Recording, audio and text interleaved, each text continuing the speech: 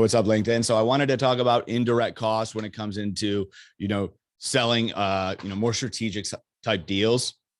We're not going to talk about like rates or anything right now, but so for instance, if you ever like listen to any of my posts or anything like that, when I say like, hey, listen, I can help people enhance efficiencies, eliminate manual processes. So, what I mean by that is accounting. I always say, right? They're doing things, they're getting invoices all over the map.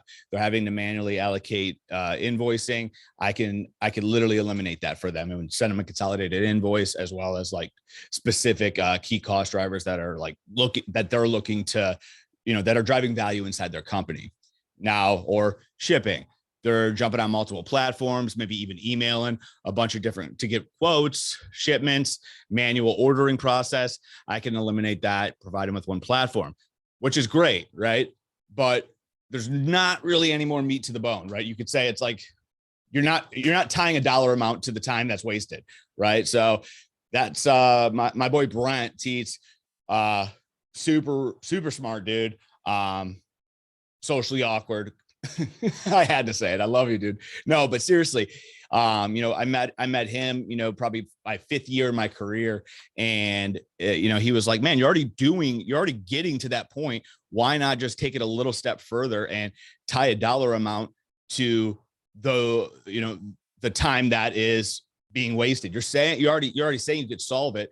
Now make it a little bit more stickier, make it a little bit more painful, because it is, and say, hey, listen, this amount of time spent is estimated to equal this amount of money, right? If you think about it from your own personal self, right? If someone was like, hey, listen, stop wasting time, you're wasting money. Yeah, that you understand that, and you probably, if you're logical, and you'd be like, okay, but if someone said, hey, listen, look at this, you spent 40 hours in a month doing this, that's roughly costing you $30,000. That's going to be that's going to hit you. That's going to impact you more and make you think like, okay, damn. Right. So really if you're going to, just say, hey, we could save you time, you got to tie a dollar amount to it. It's helped me out a ton. I was actually able to go back into some deals that, I wasn't doing this throughout my career, and actually sell those deals. So thank you, Brent. I'm just going to go through the formula. There's obviously a ton of different indirect costs when it comes into, doing something like this. It's like based on an account, situational, but this is a standard formula for, quoting, tendering, manual process, right? And figuring out how much time is being spent doing a manual process from the quoting and tendering side, and then tying a dollar amount to it. So if you go number of shipments that week, I do weekly, and then I multiply, but number of shipments times the time per quote or shipment divided by 60 minutes, you get the time. And then this is step 2, is where you go.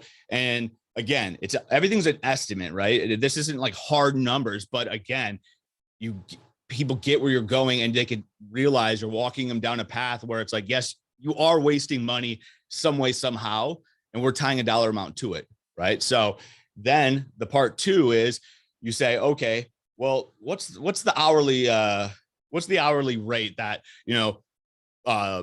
that department is probably getting, right? And no, this is not to make them not have a job. This is to help them scale in their own career, so they don't have to do tedious work such as quote and tender for X amount of hours, right? It's not sustainable, and it's not scalable for a career or a company. So what you do is, on that second part, you take that, whatever that estimate, we'll say $25, right? $25 an hour, $50,000 a year salary. You take the estimated hourly rate times the total time that you got from the first one, which would give you the amount of money that's tied to it. So say, hey, you get, 18 hours yeah, that's what I got on this. You get 18 hours on this one. So they spent 18 hours doing this manual process at $25 an hour.